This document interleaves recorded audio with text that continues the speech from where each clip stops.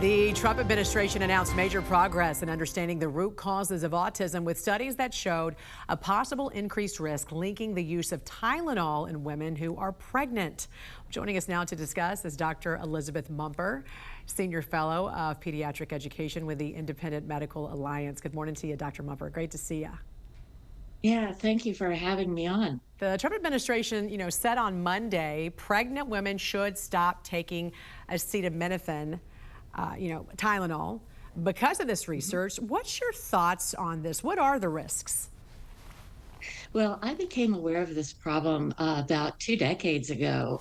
We had some data that showed that acetaminophen was associated with autism, and there are plausible reasons why this might happen. For example, children with autism have problems with certain detoxification pathways, the sulfation pathways, which are known to affect acetaminophen metabolism. Also, women in pregnancy are low on something called glutathione, which is very important for detoxification and as an antioxidant, and Tylenol reduces that also. And then there was also research that certain toxic metabolites of the Tylenol itself could actually affect the fetus in utero. So as a result of that, I have not been recommending acetaminophen since about 2003. The research is mixed. There are over 6,000 studies looking at it. Many say there's an association, some do not. I think it's very important to look at confounding factors and also to really look at what the plausible mechanisms might be. In my practice, my rate of autism was 1 in 297 at a time when the national rate was 1 in 50. So I think that's kind of a proof of concept that limiting Tylenol, which was one of the things that we did, could actually be as helpful.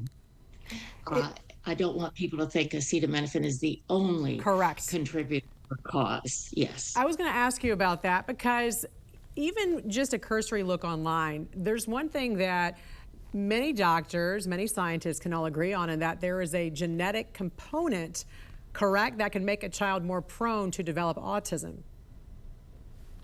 Yes. So, despite the relatively small number of children with autism who have a classic chromosomal defect, there are a lot of genetic changes. We call these SNPs, or single nucleotide polymorphisms. These are small changes that might affect the inflammatory pathways or the immune pathways or the detoxification pathways.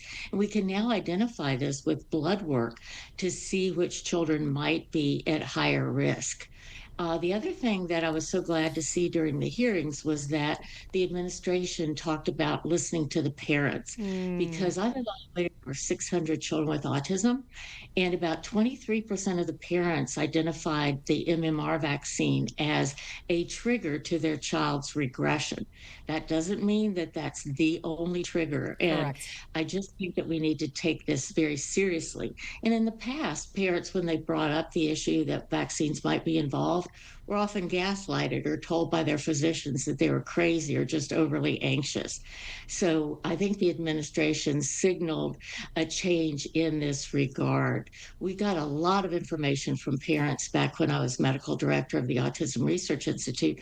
They actually helped set our research agenda and gave us insights into therapies. And there's also correlation and causation, as you know. So there's still a lot of research that still needs to be done. But tell us about, the recent hearings on the topic and the changes announced in the vaccine schedule. What did you think about that? Sorry, you were frozen for a bit on my screen. Oh, Tell me about the recent. the vaccine schedule, the vaccine, Yeah. because you were just talking about that, because you still would recommend, obviously, MMR, correct? Yes, but I always gave it at a later date because of some research that the CDC did, especially that showed that African American children seem to do worse in terms of risk of autism if it was given early. So I gave MMR after 3 years of age. I gave to African American children, I gave it at 2 years of age for Caucasian children. But there seems to be a shift from this one size fits all strategy of just following the schedule no matter what, to actually look at individual risks. And so the recent committee, American Committee for Immunization Practices, is moving away from the recommendation to give hepatitis B at birth, for example, and is suggesting maybe do it after a month, or maybe people are suggesting even later. Um, so they're reconsidering these sort of standard recommendations to take into account parental choice, individual risk factors, and individual benefits to particular patients. And I think that's a move in the right direction. Doctor, great talking to you this morning. And to learn more about this issue and some resources that can be made available to you, all you have to do is visit imahealth.org.